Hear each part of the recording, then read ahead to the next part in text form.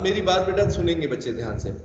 मैंने आपको कहा डायग्राम बनाना मुश्किल क्यों लग रहा है, क्योंकि आप लोग उसको तरीके से देखो। मैं तरीका आपको बताता हूं, इस तरीके से करना, आपको सबको आ जाएगा आराम से। पहले क्या सोचो, दिमाग में क्लियर होना चाहिए हर एक बच्चे को, इलेक्ट्रॉन कहां से कहां आएगा बेटा, हायर से लोअर। क्लियर है सबको? अगर लाइन स्पेक्ट्रम है तो हायर ऑर्बिट से लोअर ऑर्बिट आ रहा है, समझ गए? ठीक है। अब बेटा अपने को कितने ऑर्बिट्स ड्रॉ करने हैं डायग्राम के अंदर निकिता? 8 ऑर्बिट्स ड्रॉ करने हैं। n equal to 8, n equal to 7, decreasing order में लगा लो इनको। ठीक है, बोलो कर सकते हो? n equal to 8, 7, 6, 5, 4, 3, 2, 1। अब जो पहली सीरीज है लेमन सीरीज में बेटा ये याद रखो कि इलेक्ट्रॉन कहां जाके खत्म होगा, सबसे स्टेबल जगह पर। अक्षय कौन सी जगह पर? सबसे ज्यादा स्टेबल जगह पर। सबसे स्टेबल। सबसे स्टेबल कौन सा है शेल? सबसे कम एनर्जी, यानी के शेल। यानी एन की वैल्यू कितनी है उसकी? 1। 1। सभी याद कर सकते हैं? बोलो, बस सिंपल सा है। अब बेटा देखो इलेक्ट्रॉन कहां से आएगा अक्षय, इलेक्ट्रॉन कहां से आएगा? इसका मतलब 1 को छोड़कर बेटा बाकी सब जगहों से आएगा, क्योंकि उस शेल में तो रहेगा नहीं ना, वो तो ऊपर से ही आएगा, हाइयर से लोअर। तो अब कैसी लाइनें बनानी है आपको? शुरू कर दो 8 से। ठीक है दीपक, शुरू करो ऊपर से 8 से।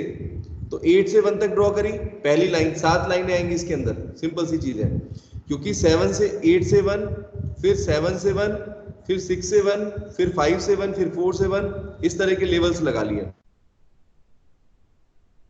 दिशा मुश्किल है क्या बेटा? बोलो मुश्किल है डायग्राम? अब आसान हो जाएगा एकदम, मेरी बात अगर समझ गए तो आसान हो जाएगा। बोलो, पहले 8 शेल ड्रॉ कर दिए, ऐसे लाइनें ड्रॉ कर दो 8 शेल्स। अब बेटा क्योंकि हमें पता है कि लेमन सीरीज के अंदर फाइनल ऑर्बिट जो होगा बेटा, फाइनल एनएफ, वो 1 है। ठीक है साक्षी, रिप्लाई तो कर दो, आ रहा है नहीं समझ में? ऐसे डायग्राम ड्रॉ करने की प्रैक्टिस करेंगे। आज होमवर्क दे रहा हूं आपको ये, आज सभी बच्चे ड्रॉ करेंगे। एक बार देख के करना, और हो सकता है पहली बार में बिना देखे कर दो, मुझे तो लगता है देखने की जरूरत नहीं है अब मैं जितना समझाऊंगा आपको। तो बेटा 8 शेल ड्रॉ करने के बाद n इजिकल टू 8, 7, 6, 5, 4, 3, 2, 1।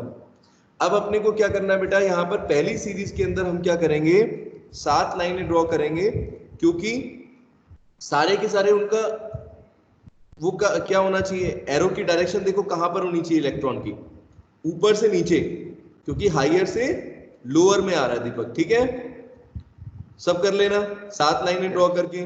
पहला बेटा 8 से 1 ले आओ, फिर 7, फिर 6 से 1, फिर 5 से 1, फिर 4 से 1, ऐसे करना है। कर लेंगे?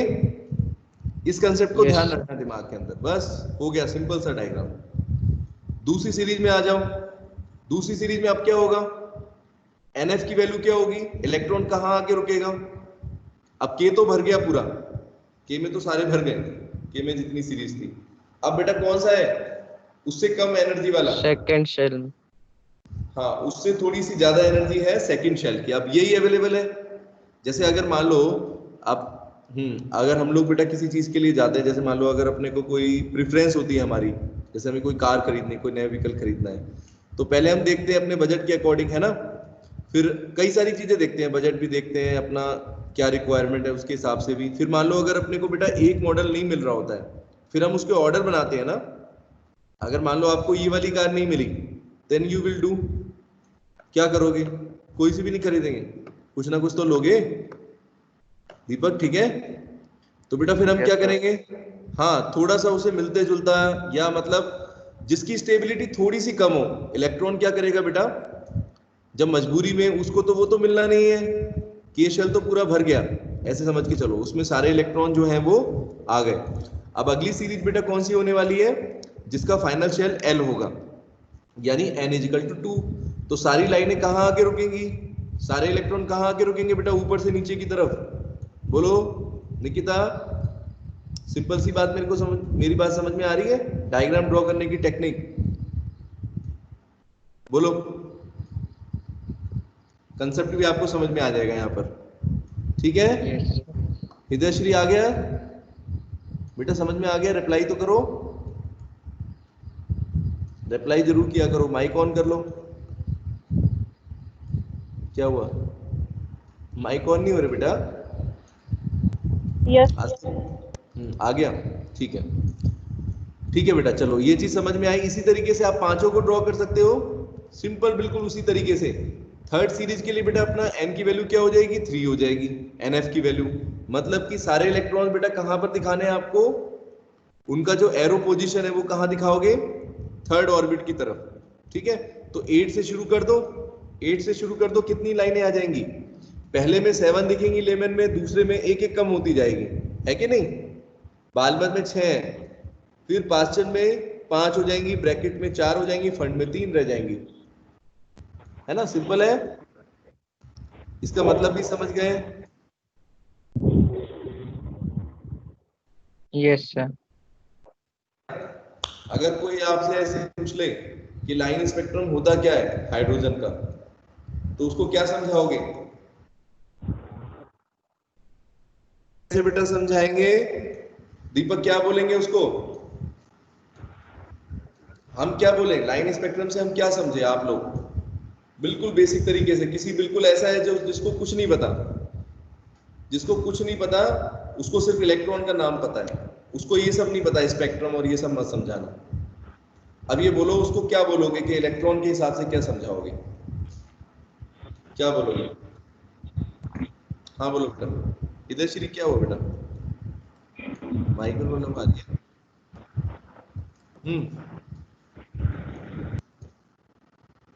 सर बताओ इलेक्ट्रॉन्स बेटा। अलग अलग रिएक्ट करते हैं अलग अलग सेल में।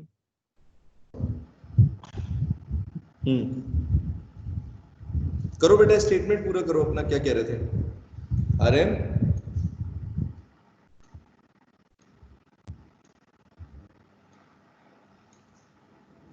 बोलो क्या हुआ, क्या हुआ बेटा, क्या हुआ? करो अपनी बात कंप्लीट करो। इलेक्ट्रॉन्स अलग अलग तरीके से रिएक्ट करेंगे अलग अलग सेल में। रिएक्ट रिएक्ट इलेक्ट्रॉन कब से रिएक्ट करने लग गए आर्यन? इलेक्ट्रॉन रिएक्ट कर रहे हैं, अभी अभी तो बता रहा था। इलेक्ट्रॉन करते क्या है, अरे रिएक्ट नहीं कर रहे अभी किसी से, उसको फालतू में तुमने नाम खराब कर दिया। केमिकल सब्सटेंस बेटा रिएक्शन करते हैं, इलेक्ट्रॉन तो क्या करते हैं, बस एनर्जी एब्जॉर्ब, एनर्जी या एब्जॉर्ब। या तो एब्जॉर्ब करेंगे या रेडिएट करेंगे। लाइन स्पेक्ट्रम है तो मतलब कि क्या बोलोगे उसको, हायर टू लोअर आ रहा है।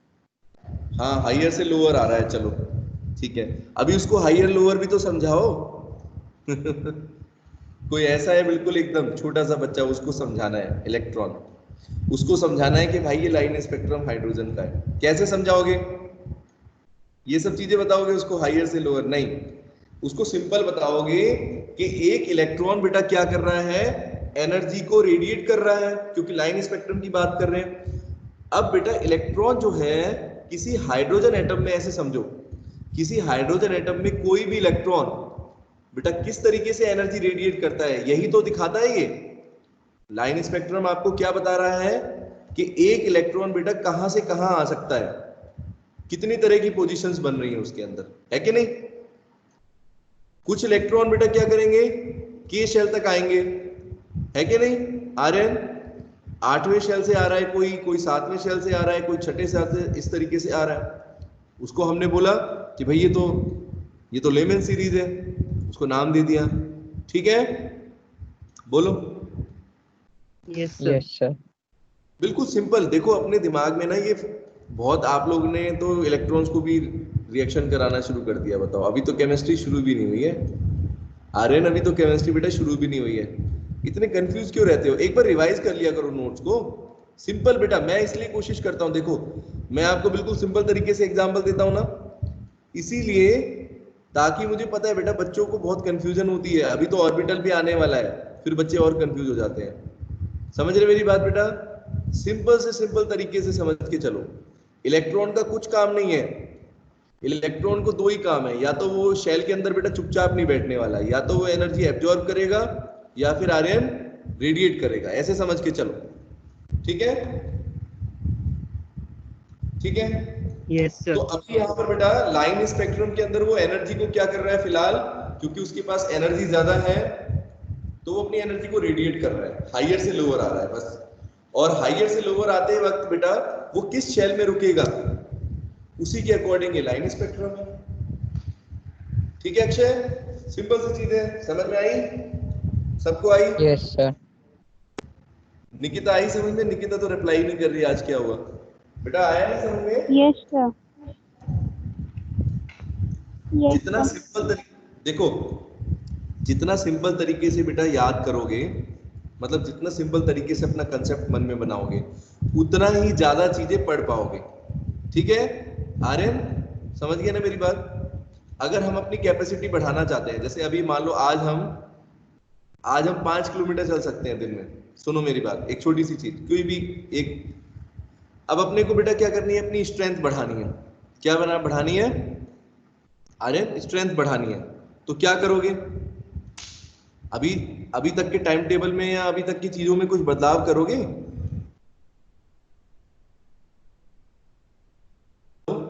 हाँ, अगर मेरे को अभी तक 5 किलोमीटर चलता था, मेरे को कल से 10 बढ़ाने हैं, तो मेरे को ये भी तो देखना पड़ेगा कि मेरी बॉडी किस तरीके से एडजस्ट करे उस चीज को, है कि नहीं आर्यन?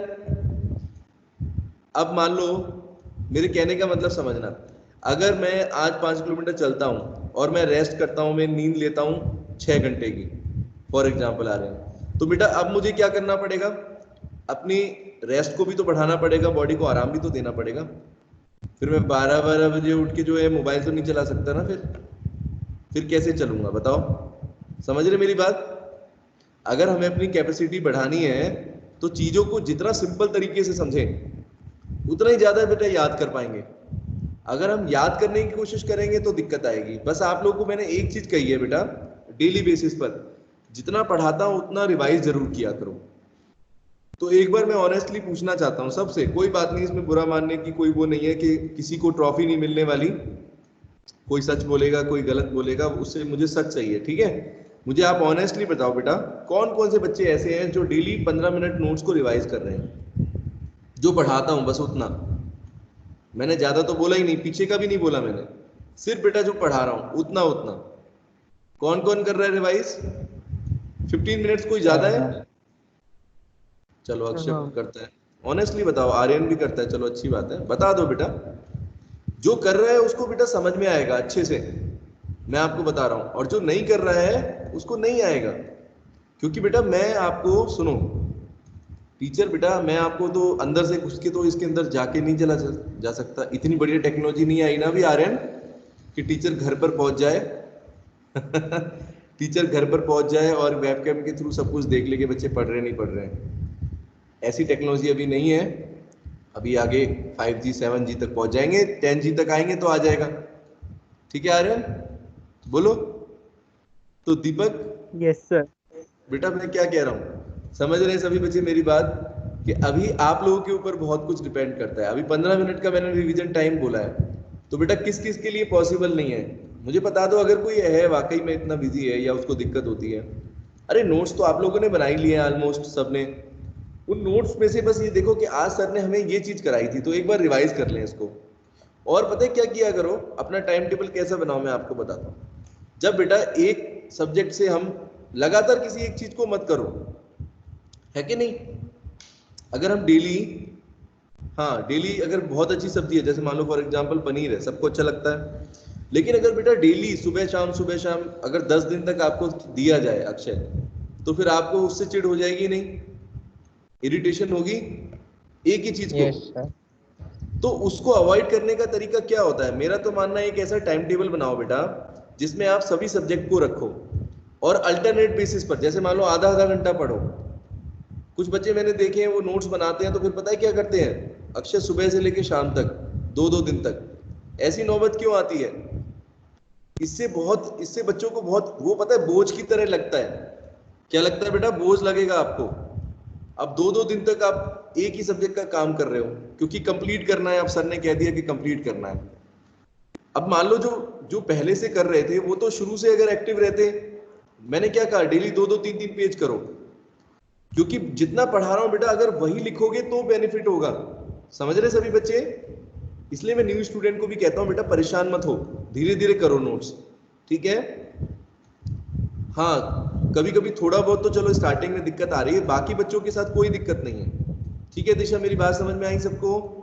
हम लोगों को बेटा 15 मिनट अगर डेली जो हमने पढ़ा है, एक ये बेटा साइंटिफिक बात है, ऐसे मत लो कि ये कोई एडवाइस दे रहा हूं मैं आपको, साइंटिफिक बात है बेटा कि हमारे दिमाग में कोई चीज कब तक सेव रहती है।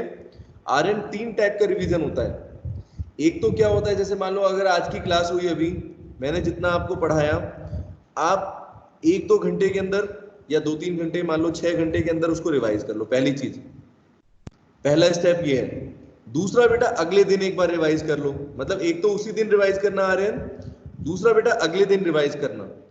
ये 2 बार का रिवीजन अगर आप करते हो, ठीक है, और एक मान लो 10-15 दिन के अंदर कर लो, तो अगर आप इतना करते हो तो कोई टॉपिक बेटा, कोई भी चीज आप जिंदगी में कभी भूलोगे नहीं। ये आईक्यू लेवल जो होते हैं ना, हाँ कुछ नहीं है आईक्यू लेवल्स, अगर इतना हम पैटर्न फॉलो करें, साइंटिफिक है ये, बिल्कुल साइंटिफिक है, ठीक है। समझ रहे सभी बच्चे बेटा? दिशा रिप्लाई तो करो, मेरी बात समझ में आई? कितना टाइम देना है कम से कम केमिस्ट्री को? 15 मिनट दे दो। और क्या करना है वो भी बोला मैंने, नोट्स को बट बेटा बैठ के सोचो, बैठ के कि आज सर ने क्या क्या एक्सप्लेनेशन समझाई थी, स्टेटमेंट पढ़ो, इसमें नोट्स के अंदर से देखो, फिर आप अपने तरीके से। कुछ बच्चे क्या करते हैं, देखो हो सकता है सबका अलग अलग तरीका होता है, मैं ये नहीं कह रहा, आपको जैसे अच्छा लगता है आप पढ़ो बिल्कुल, लेकिन बेटा मैं तो यही चीज कहूंगा कि आप बस बैठ के ये सोचा करो कि आज हमने कैसे सर ने पढ़ाया था, मतलब किस चीज को कैसे एक्सप्लेन किया था, वो एक्सप्लेनेशन आपके दिमाग में आनी चाहिए। अगर वो आ गई बेटा तो बस हो गया काम। और नोट्स आपको दे ही रखे हैं, अगर नोट्स में दिक्कत आती है, नोट्स की लैंग्वेज अगर आपको टफ लगती है, तो आप अपने तरीके से पढ़ो, अगले दिन पूछ लो, ठीक है सुमित? बेटा ये काम तो आपको करना पड़ेगा ना। जैसे मान लो अगर, हाँ मुझे अगर बताओगे आप, तभी तो मैं बेटा उस प्रॉब्लम का सॉल्यूशन करूंगा। अगर आप प्रॉब्लम बताओगे ही नहीं तो फिर कैसे सॉल्यूशन निकलेगा, ठीक है। समीक्षा बेटा मेरी बात समझ में आई? 15 minutes revision is must for everybody, चाहे वो कितना इंटेलिजेंट है, हाँ चाहे वो अपने आप को, और एक चीज और, अपने आप को इंटेलिजेंट और अपने आप को बेवकूफ समझना बंद करो। कोई इंटेलिजेंट बेटा, सब एक ही जैसे हैं, आप सभी स्टूडेंट एक ही जैसे आईक्यू लेवल के हो। कोई ये मत सोचो कि अरे मेरे को तो याद नहीं होता, कोई सोचता है अरे मेरे को तो सर याद हो जाता है, मैं तो सुबह उठूंगा टेस्ट वाले दिन, अगले वीक में टेस्ट रखा है बेटा मैंने, ठीक है अक्षय, अगले वीक में टेस्ट है, अभी 3 दिन की हॉलीडे, उसके बाद जो है नेक्स्ट वीक के अंदर, जहां तक है फ्राइडे सैटरडे, नेक्स्ट वीक के अंदर फिर हम लेंगे टेस्ट। तो आप लोगों को चैप्टर 2 सभी बच्चों को, हाँ निकिता कौन सा चैप्टर है सर? चैप्टर 2 जो पढ़ रहे हैं हम, कुछ अलग से ओके नहीं, सर। शुरू से लेके बेटा जहां तक हम पढ़ लेंगे ऑलमोस्ट कंप्लीट हो जाएगा, मेरे को उम्मीद है। तो इसीलिए मैं आपको पहले ही बता रहा हूँ, अभी हॉलीडे भी है तो आप जो है बेटा पूरा चैप्टर शुरू से पढ़ो। और मैंने बार बार आपको कहा है, अगर कहीं पर कोई कंफ्यूजन है तो अगली क्लास में सबसे पहले आते आपका काम क्या होना चाहिए, सर हैंड रेज कर दो, बोल दो, माइक ऑन करके पूछ लो, कोई हेजिटेशन होनी ही नहीं चाहिए, ठीक है बेटा। क्योंकि वो कंसेप्ट मुझे पता है बेटा, मैं भी स्टूडेंट रहा हूँ आपकी तरह। कई बार आपने देखा है कि एक छोटी सी चीज होती है, हम पूछते नहीं है, फिर अपने को पता है क्या होता है, उस सब्जेक्ट से विश्वास उठ जाता है, ऐसा भी होता है। धीरे धीरे क्या होता है वो, क्योंकि अपने को वो एक छोटी सी चीज से क्या हुआ बेटा, पूरा कंसेप्ट समझ में नहीं आया, अब फिर सोचते रहते हैं अरे पूछ लेते सर से तो अच्छा रहता। ऐसा कोई तो नहीं है अभी नए जमाने में, कोई पुराने जमाने का तो नहीं रह गया जो ये सोचता रह जाता हो कि अरे मेरे को पूछना था फिर मैंने पूछा नहीं। ऐसा कोई है आप में से? तो बेटा पूछ लिया करना, ठीक है। अब तो मैंने बोल भी दिया इतना, अब पूछ सकते हैं बेटा, हेजिटेशन मत करना कभी भी। न्यू स्टूडेंट हो चाहे पुराने हो, कोई भी पूछ सकता है कभी भी। चैप्टर से रिलेटेड पूछो, वैसे भी पूछ सकते हो, लेकिन चैप्टर से रिलेटेड पूछोगे तो आपको भी अच्छा समझ में आएगा और मुझे भी बताने में फायदा महसूस होगा। अब पढ़ रहे हैं हम ये चीज तो उसी से पूछोगे तो अच्छा है, ठीक है। तो बेटा डेली नोट्स को रिवाइज करना शुरू करेंगे सभी बच्चे। तो कल हमने जैसे मान लो ये पढ़ा था हाइड्रोजन स्पेक्ट्रम, तो इससे रिलेटेड मैंने आपको आज अच्छे से रिवाइज कर दिया, मैं क्लास के अंदर भी इसीलिए कराता हूँ, ठीक है बेटा। इसीलिए मैं अपने 15 मिनट आपको देता हूं अपने लेक्चर में से कि आप जो है हाँ उस टॉपिक को अच्छे से समझ जाओ। चलो तो बेटा अच्छे से समझ में आ गया। हाइड्रोजन सीरीज बोलो। Series of the hydrogen spectrum, line spectrum of hydrogen 5 series होती हैं। इनका क्या मतलब है, क्या इंपॉर्टेंस है, सबको समझ में आया? समीक्षा, यस सर।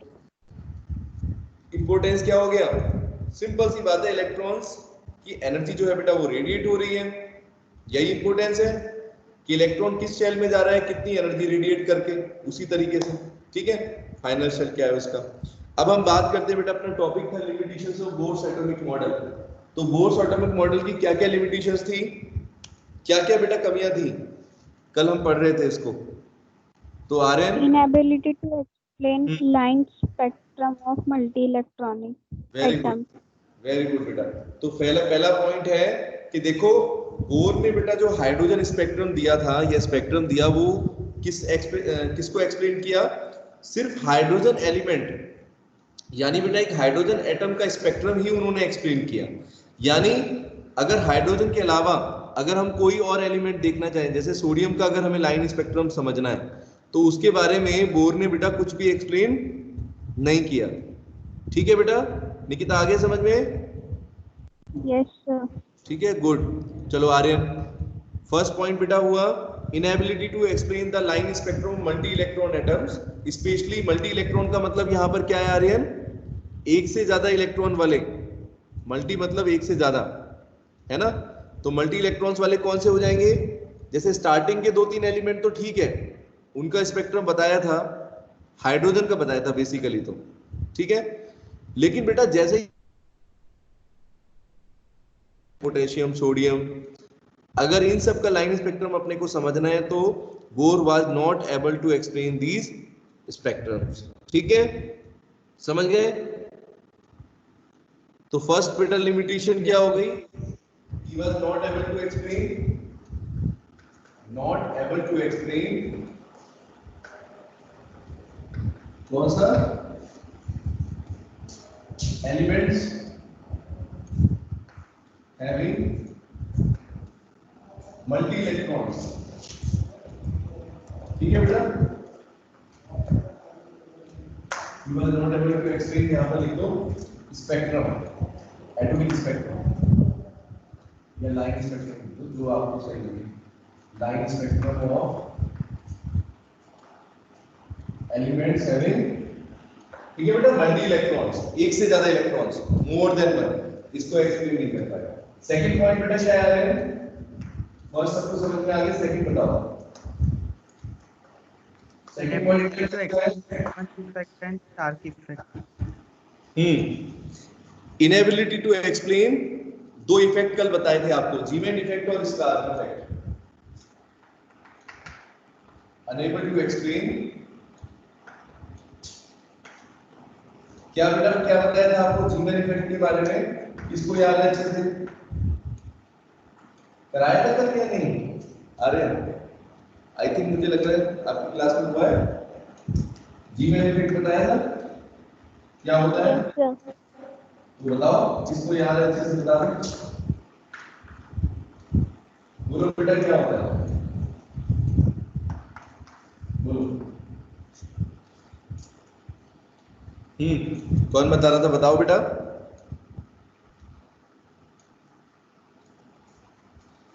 जीमेन इफेक्ट का मतलब क्या था?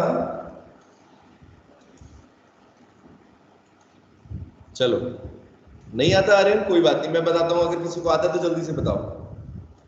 नहीं याद है? देखो जैसे कि बेटा हाइड्रोजन स्पेक्ट्रम था ना, हाइड्रोजन का लाइन स्पेक्ट्रम अपने ने पढ़ा, तो एक्चुअल में जीमेन इफेक्ट क्या होता है आपको समझाता हूं। जैसे ये लाइन स्पेक्ट्रम है बेटा हाइड्रोजन का, है ना, आपको सीरीज दिख रही है सारी। अब इसके अंदर बेटा क्या होगा, जीमेन इफेक्ट बताता हूं आपको। जीमेन एक साइंटिस्ट थे बेटा, उन्होंने क्या बताया कि जैसे ही आप किसी हाइड्रोजन एटम को, सुनो ध्यान से, किसी भी हाइड्रोजन एटम को बेटा अगर आप मैग्नेटिक फील्ड के अंदर रखते हो, क्या करते हो समीक्षा? मैग्नेटिक फील्ड के अंदर रख दिया हमने एक हाइड्रोजन के एटम को, ठीक है, और फिर बेटा उसका लाइन स्पेक्ट्रम देखते हैं। समझ रहे मेरी बात निकिता? रिप्लाई करो। एक हाइड्रोजन एटम को हम क्या करें बेटा? हाँ, मैग्नेटिक फील्ड के अंदर रखते हैं। ठीक है, तो क्या देखेंगे बेटा हम, सबसे इंपॉर्टेंट बात हम ये देखेंगे कि ये जो लाइंस आपको नजर आ रही हैं, लाइन स्पेक्ट्रम के अंदर लाइंस नजर आ रही है बेटा, ये सिंगल लाइन जो है ये बेटा स्प्लिट हो जाती है। क्या हो जाती है? स्प्लिट। स्प्लिट का मतलब टूट जाती है, दो या दो से ज्यादा लाइंस में टूट जाएगी एक एक लाइन। ऐसा इफेक्ट देखते हैं, इसी को बोलते हैं जीमैन इफेक्ट।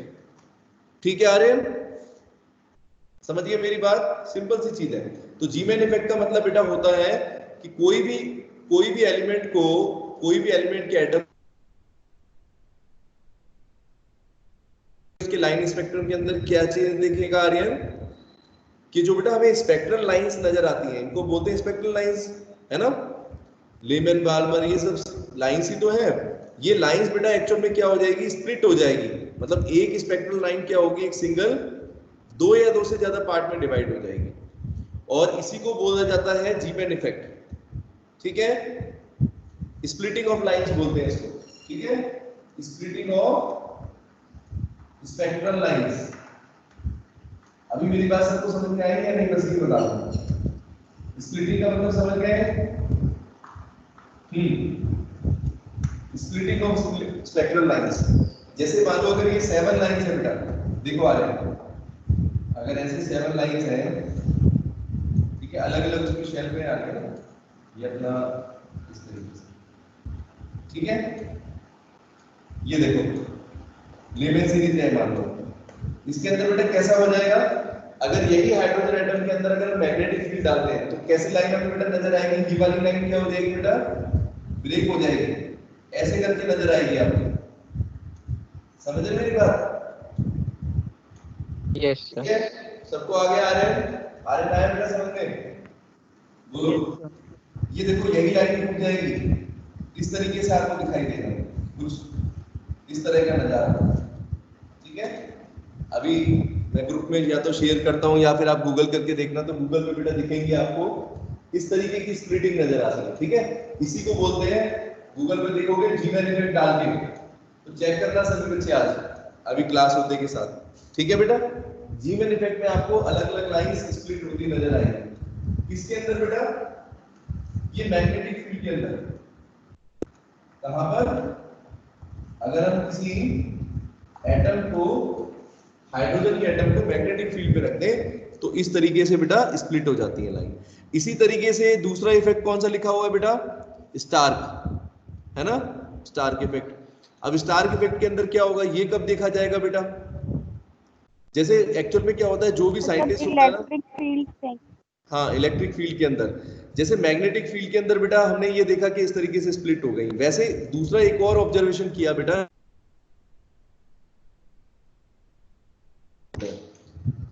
तो जिस साइंटिस्ट जो डिस्कवर करता है उसी के हिसाब से उसका नाम रख देते हैं। जीमैन इफेक्ट का मतलब हो गया कि जीमैन ने इसको डिस्कवर किया था, पहली बार देखा था।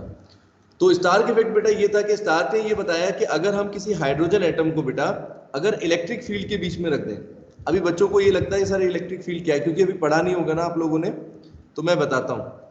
इलेक्ट्रिक फील्ड का मतलब बेटा होता है आर्यन कि अगर एक बहुत हाई वोल्टेज के बीच में रख दो, एक हाई वोल्टेज बैटरी लगा दो, ठीक है, ठीक है आर्यन, हाई वोल्टेज बैटरी रख दी, उसके बीच में एक हाइड्रोजन का एटम रख दो, ठीक है। अब क्या देखोगे आप, अब कौन सा इफेक्ट दिखेगा बेटा, उसको बोलेंगे स्टार्क इफेक्ट। ठीक है, क्या बोलेंगे बेटा, स्टार्क इफेक्ट होगा। इसमें भी बिल्कुल वैसा ही, इसमें भी बेटा लाइंस जो है वो स्प्लिट हो जाएंगी। ठीक है,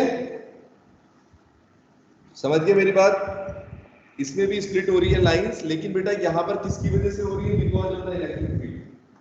ठीक है, बोलो यस और नो, आया सबने? Yes sir. तो जीमैन इफेक्ट को और स्टार्क इफेक्ट को बेटा बोर्स एटॉमिक मॉडल एक्सप्लेन नहीं कर पाया। अब क्यों, मैं आपको समझाता हूं।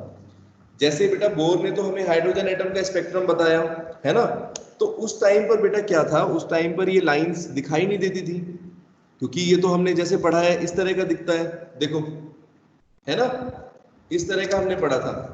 लेकिन जब बाद में बेटा ये दोनों इफेक्ट जो है वो बाद में आए, तो उन्होंने जब एक्सपेरिमेंट्स करे तो उन्होंने बताया कि भाई ऐसे ऐसे अगर हम मैग्नेटिक फील्ड के अंदर या इलेक्ट्रिक फील्ड के बीच में रखते हैं तो हर एक स्पेक्ट्रल लाइन जो है वो स्प्लिट रह जाती है बेटा एक से ज्यादा लाइंस में। और बोर जो था उनकी जो थ्योरी थी बेटा वो इसको एक्सप्लेन नहीं कर पाई कि ये लाइंस क्यों हुई। समझे सभी बच्चे? हितेश्वरी समझ में आया बेटा? बोर ये नहीं एक्सप्लेन कर पाए कि ये लाइंस किस वजह से हैं, ठीक है? वो आगे जाके एक्सप्लेन हुआ। आप परेशान मत हो, अभी मैं आगे जाके बताऊंगा। चैप्टर के अंदर बेटा हम आगे पढ़ने वाले हैं। ये बोर आखिरी मॉडल है, इसके बाद है क्वांटम मैकेनिकल मॉडल, ठीक है? इसको बोलते हैं क्वांटम मैकेनिकल मॉडल, इसके बाद आएगा, ठीक है? तो बेटा सेकंड पॉइंट सबको क्लियर हो गया? फर्स्ट था line spectrum of multi electron atoms को एक्सप्लेन नहीं कर पाए, फर्स्ट, ठीक है? क्लियर? सेकंड बेटा unable to explain Zeeman effect and Stark effect, clear? ठीक है? Yes, sir. अब थर्ड पॉइंट बेटा अपना क्या है? Inability to explain the three dimensional model of atom. इसके बाद है three dimensional model of atom को एक्सप्लेन नहीं कर पाए। अभी थ्री डायमेंशनल मॉडल कहां से आ गया? थ्री डायमेंशनल मॉडल का बेटा मतलब क्या है? अभी तक बेटा हम सोच रहे हैं कि इलेक्ट्रॉन कैसा है, मतलब जितना अपने को पता चला कि इलेक्ट्रॉन जो है वो न्यूक्लियस के चारों तरफ राउंड लगाता है, हर एक की एनर्जी होती है। लेकिन अभी भी बोर ने बेटा एक चीज नहीं बताई, सबसे इंपॉर्टेंट बात, कि थ्री डायमेंशन में कैसा दिखता है। समझ रहे हैं सभी बच्चे? 3D में कैसा दिखेगा? क्योंकि एक्चुअल में कोई चीज तो 3D होती है ना, एक्चुअल में वो कैसे लाई करेगा? जैसे ये चौक है तो आपको 3D पूरा तो इसको तभी समझ पाओगे, कुछ ना कुछ थर्ड डायमेंशन भी पता होनी चाहिए आपको। लेकिन बेटा according to Bohr's atomic model the electrons move along the certain circular paths in one plane only, एक ही प्लेन में, एक्स वाई एक्सिस। बोलो, अभी थ्री डायमेंशन तो बताया ही नहीं कुछ कि 3D में कैसा होता है, ठीक है सुमित? बात समझ में आ रही है? तो बेटा थ्री डायमेंशन स्ट्रक्चर जो था, Bohr was not able to explain the three dimensional atom structure of atom, ठीक है? He did not give the 3D structure। सबको आई मेरी बात समझ में आ रही है? उन्होंने जो स्ट्रक्चर दिया, उन्होंने जो एटॉमिक मॉडल दिया, वो अभी भी बेटा 2D था, ठीक है ना? उसमें सिर्फ दो ही एक्सिस की बात हो रही थी, एक्स वाई प्लेन, ये प्लेन। एक प्लेन का मतलब क्या है? ये वाला है कि नहीं? मैं आपको डायग्राम ड्रॉ करके दिखा रहा हूँ, इलेक्ट्रॉन्स ऐसे करके मूव कर रहे हैं, एक प्लेन की बेटा बात हो रही है। जबकि एक्चुअल में सभी को पता है कि जब तक किसी का 3D स्ट्रक्चर नहीं आता तब तक हम उसको समझ नहीं पाते पूरी तरह से, है ना सुमित? ठीक है? तो बेटा Bohr was not able to explain the और give the 3D structure of atom. सबको समझ में आ गया? ठीक है? तो हाँ, लेकिन एक्चुअल में आज की डेट में अगर देखें बेटा तो सबको पता है कि इलेक्ट्रॉन का कुछ ना कुछ 3D स्ट्रक्चर जरूर होता है एटम्स का, है कि नहीं? तो ये एक्सप्लेन नहीं कर पाए इस चीज को कि भाई 3D स्ट्रक्चर कैसा होगा, ठीक है? तो he was not able to explain the बेटा three dimensional model of atom, he only give the two dimensional structure. सबको क्लियर है? अब फोर्थ पॉइंट पढ़ते हैं। फोर्थ पॉइंट बेटा है inability to explain the shape of molecules. सबसे important, उन्होंने एनर्जी बताई, रेडियस बताया, मोमेंटम भी बता दिया, है ना, एंगुलर मोमेंटम भी बता दिया, लेकिन बेटा उन्होंने शेप को लेकर कुछ नहीं कहा। कैसा शेप होगा किसी एटम का या किसी मॉलिक्यूल का, कैसा शेप होगा, है कि नहीं? उसके बारे में कुछ भी बताया? बोलो, शेप तो नहीं बताया ना हमें। एटम का शेप कैसा होगा ये नहीं बताया, मॉलिक्यूल का, सॉरी एटम का कह रहा हूं। एटम का तो सबको पता है कि चलो गोल होता है इस तरीके से, लेकिन बेटा मॉलिक्यूल्स जो बनते हैं तो एक्चुअल में वो कैसे बनेंगे और उनका शेप कैसा होगा थ्री डायमेंशन में, वो उसके बारे में कुछ भी बताया नहीं उन्होंने। तो he was also not able to give the shapes of the molecules, ठीक है? बोलो। ये बेटा 4 पॉइंट्स हुए, 4 पॉइंट्स हो गए। अब सबसे इंपॉर्टेंट पॉइंट इस चैप्टर का, बिल्कुल जो बोर की कमी निकालने के लिए काफी था, सबसे बड़ी चीज क्या थी यहाँ पर? Inability to explain the de Broglie concept. शुरू में चैप्टर में देखो हमने पढ़ा था dual nature of electromagnetic radiation, है ना? जब हमने प्लैंक्स क्वांटम थ्योरी, हमने इलेक्ट्रोमैग्नेटिक वेव थ्योरी पढ़ी बेटा, प्लैंक्स क्वांटम थ्योरी पढ़ी, उसके बाद फिर मैंने आपको एक चीज बताई थी कि वहां पर आ रहा, बोला कि डुअल नेचर होता है किसी मैटर के अंदर, याद है बेटा सबको? किसी भी Yes, sir. इलेक्ट्रोमैग्नेटिक रेडिएशन का डुअल नेचर होता है, लेकिन अभी तक हम बेटा एक चीज नहीं समझ पाए। हम सब जगह देख रहे थे ना, मैंने बोला इलेक्ट्रोमैग्नेटिक रेडिएशन के अंदर कहीं ना कहीं डुअल नेचर होगा। तो अगर बेटा ये इलेक्ट्रॉन एनर्जी रेडिएट करता होगा, सोच के देखो, तो इसके अंदर भी तो होना चाहिए डुअल नेचर। मतलब ऐसे समझो कि एक इलेक्ट्रॉन बेटा जो है वो वेव की तरह भी होना चाहिए और एक पार्टिकल की तरह भी होना चाहिए, आर्यन, है ना? बोलो यस और no. Yes, sir. Magnetic radiation की बात कर रहे हो तो इलेक्ट्रॉन भी तो इलेक्ट्रोमैग्नेटिक रेडिएशन को रिलीज कर रहा है या एब्जॉर्ब कर रहा है, यस और नो? तो बेटा बिल्कुल सही है आपकी बात। इसको किसने एक्सप्लेन किया था, इस डुअल नेचर ऑफ इलेक्ट्रॉन्स को? देखो, डुअल नेचर ऑफ इलेक्ट्रॉन्स, मैं क्या बोल रहा हूं, इलेक्ट्रॉन का दोहरा रवैया, इलेक्ट्रॉन का डबल नेचर, यानी इलेक्ट्रॉन बेटा कभी कभी वेव की तरह भी चल सकता है और कभी कभी पार्टिकल कैरेक्टर भी दिखा सकता है। अभी तक आप लोग क्या मान रहे थे सभी बच्चे? सबको ये लग रहा है कि इलेक्ट्रॉन एक बेटा क्या है, पार्टिकल है, आर्यन, ठीक है ना? क्योंकि उसका एक मास होता है और वो मूव करता है, पार्टिकल जैसा लिख रहा है सबको? बोलो। Yes, yeah. पार्टिकल ही तो पढ़ रहे हैं ना कि एक पार्टिकल, पार्टिकल का मतलब क्या है? जैसे ये चौक है, इसमें पार्टिकल्स हैं, और वेव का मतलब ऐसे ऐसे करके मूव करें। तो अभी तक तो किसी भी बच्चे ने ये नहीं सोचा होगा, या हमने बेटा जहां तक इस थ्योरी में पढ़ा है, मतलब अब तक इस चैप्टर में, अब तक हम ये मान के चल रहे हैं कि इलेक्ट्रॉन जो है वो सर्कुलर ऑर्बिट में मूव करता है, ठीक वैसे ही मूव करता है जैसे कोई पार्टिकल मूव करता है। ठीक है बेटा, सबको मेरी बात समझ में आ गई अच्छे से? लेकिन यहां तक ठीक है? लेकिन बोर बेटा, बोर्स एटॉमिक मॉडल में एक कमी रह गई कि बोर ने भी इसी चीज को माना कि इलेक्ट्रॉन जो है बेटा वो क्या है, बोलो, सिर्फ उसके अंदर पार्टिकल नेचर है। और ये बात कब गलत प्रूफ हुई? जब डी ब्रोगली ने एक फॉर्मूला दिया, उसको बोलते हैं डी ब्रोगली रिलेशनशिप, अभी पढ़ेंगे आगे, बस थोड़ा सा ही है। ठीक है बेटा, आई मेरी बात समझ में? तो एक तो डी ब्रोगली कंसेप्ट को बेटा वो समझा नहीं पाए, डुअल नेचर ऑफ मैटर को, और दूसरा हाइजेनबर्ग्स अनसर्टेनिटी प्रिंसिपल, ये भी आगे पढ़ने वाले हैं चैप्टर में। अभी तक के लिए याद रखो कि इन दोनों फिनोमिना को बेटा वो एक्सप्लेन नहीं कर पाए। ठीक है, बोलो मेरी बात। 5 पॉइंट करते हैं जल्दी से। फर्स्ट क्या था बेटा? Not able to explain the elements having multi electron atoms, first हो गया। सेकंड बेटा हो गया जीमेन इफेक्ट और स्टार्क इफेक्ट को एक्सप्लेन नहीं कर पाए। थर्ड पॉइंट बेटा क्या था बताओ? अरे थर्ड पॉइंट क्या है? नॉट एबल टू गिव, बोलो, Three dimensional. 3D structure of atom. 3D structure नहीं चलता बेटा, 3D structure of atom, third limitation. Fourth बेटा क्या था? फोर्थ क्या बताया आपको? shape of shape of electrons, shape of molecules. ठीक है, did not give any, did not explain shape of molecules. ठीक है, जो मॉलिक्यूल्स बनते बेटा एटम से मिलकर, तो एक्चुअल में उनका शेप कैसा होता है? ठीक है, शेप ऑफ मॉलिक्यूल्स ये नहीं बताया। चलो, उसके बाद बेटा फिफ्थ पॉइंट बताया आपको, डुअल नेचर को एक्सप्लेन नहीं कर पाए कि इलेक्ट्रॉन के अंदर का डुअल नेचर होता है तो वो कैसे होता है, और वो क्या चीज थी? डी ब्रोगली रिलेशनशिप बोलते हैं उसको। और एक बेटा है हाइजेनबर्ग्स प्रिंसिपल, तो बोलेंगे not able to explain, not able to explain. कौन कौन से बेटा? ये तो डी ब्रोगली, ये साइंटिस्ट का नाम है, French scientist de Broglie.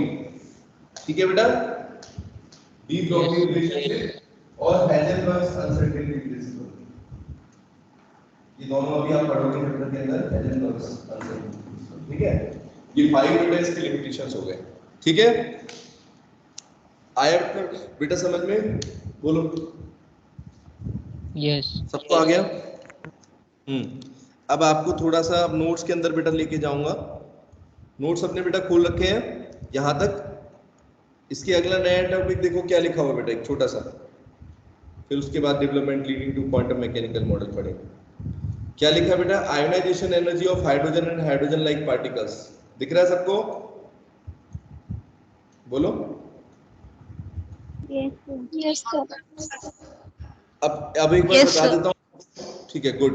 Ionisation energy बता देता हूँ, इतना तो आ गया ना आपको लिमिटेशन। अगर आपसे पूछे limitation of bourse atomic model बेटा क्या है, तो 5 पॉइंट्स इसको अच्छे से रिवाइज कर लेना आज और अच्छे से एक बार पढ़ के, ठीक है। अब बेटा आयोनाइजेशन एनर्जी क्या होती है, तो देखो बेटा क्या डेफिनेशन लिखी हुई है आर्यन, पढ़ोगे एक बार, बताओ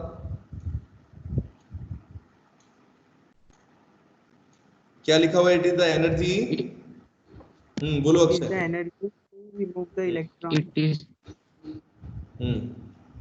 ठीक है, to remove electron completely from the atom, है ना।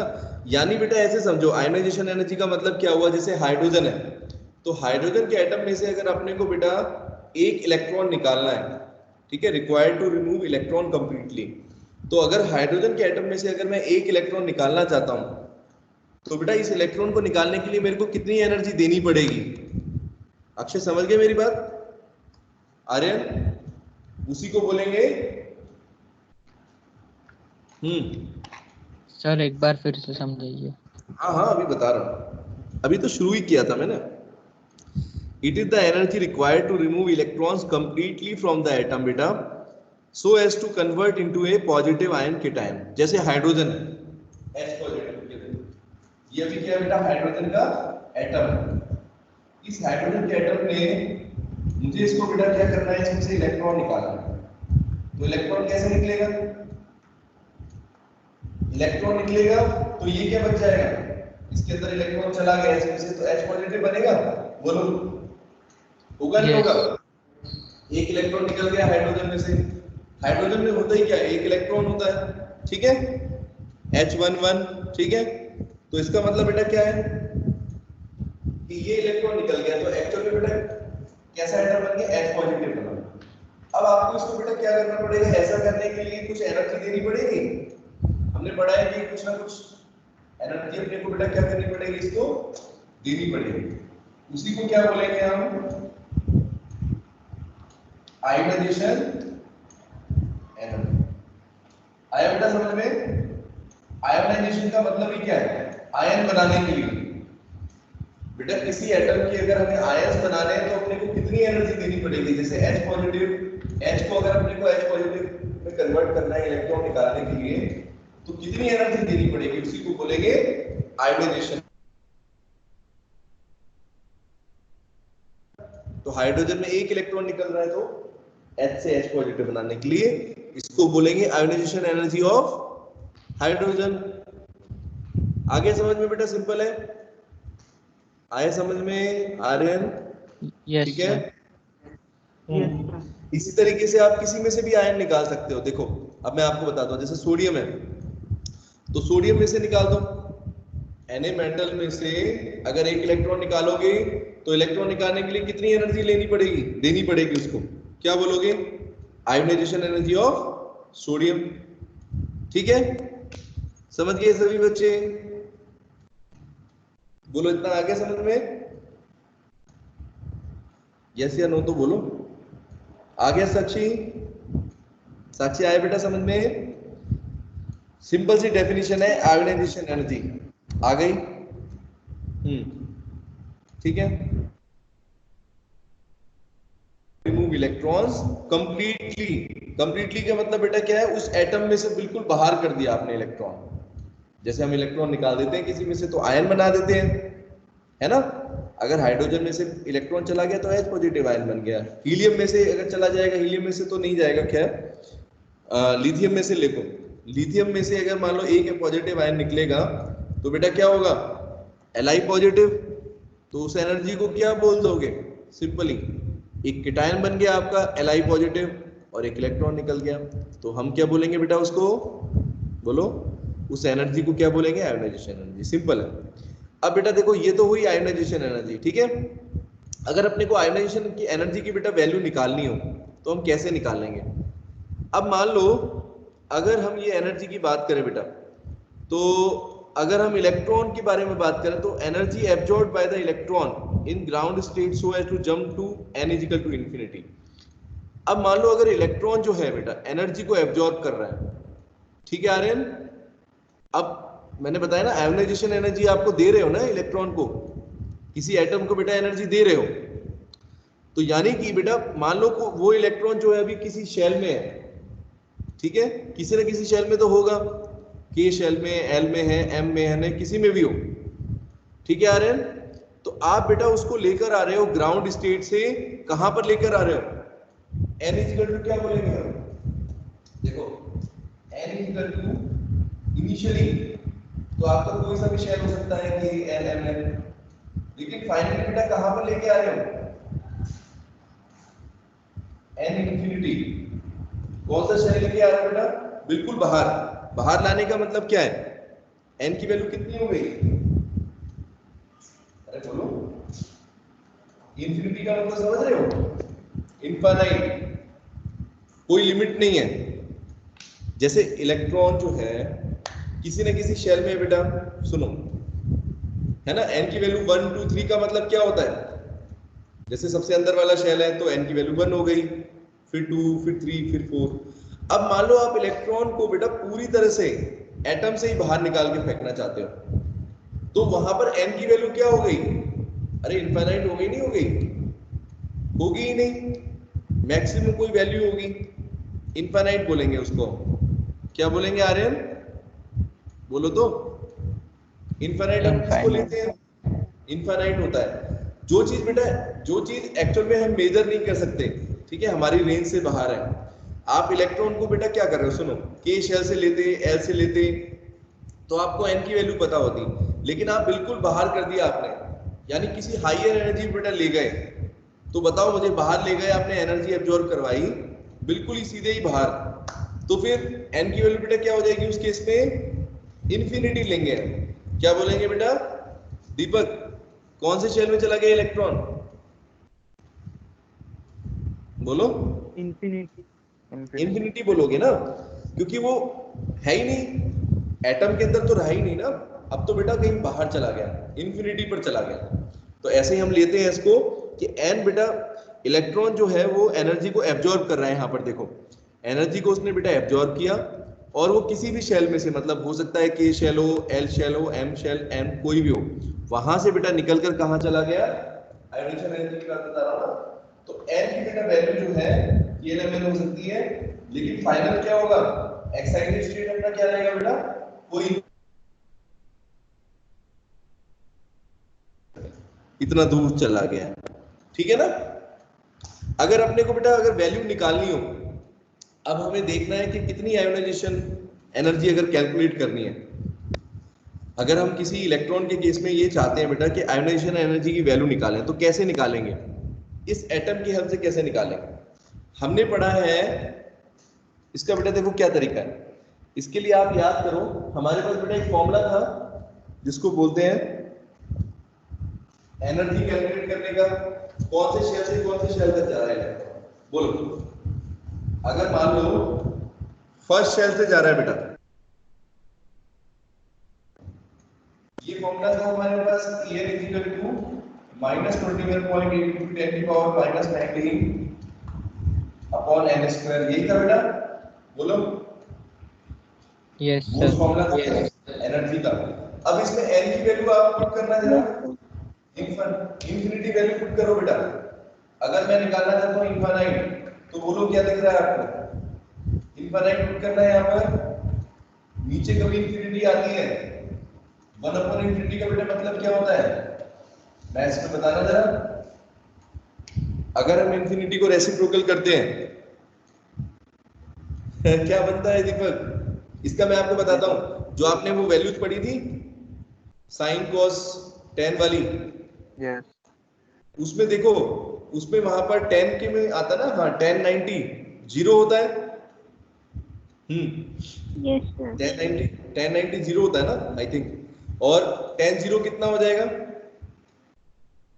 1 infinity, नॉट डिफाइंड कौन सा होता है ये बताओ, अरे नॉट डिफाइंड वाला जीरो होता है आई थिंक, है ना, 1090 बेटा नॉट डिफाइंड होता है, 10 0 0 1/√3 फिर 0, तो उसके अंदर बेटा क्या होता है 1090 नॉट डिफाइंड होता है ना। Yes, sign sir. अपॉन क्यों होता है देखो, उसमें साइन अपॉन कॉस की वैल्यू बेटा क्या हो जाती है 1/0 हो जाती है, इसलिए तो 1/0 का मतलब होता है 0 को जब बेटा हम रेसिप्रोकल में आता है नीचे की तरफ डिनोमिनेटर में, तो उसको बोलते हैं ये इनफाइनाइट बन गया। क्या बन गया बेटा, अरे बोलो, इनफाइनाइट Infinite. है कि नहीं। तो इनफाइनाइट को अगर अपॉन में रखोगे, अभी जैसे ये फॉर्मूला है अपना, इसमें अगर मैं n की जगह इनफाइनाइट पुट करूं, इनफाइनाइट का स्क्वायर, इसका मतलब बेटा ये वैल्यू कितनी हो गई, इंफिनिटी, बोलो 0 हो जाएगी।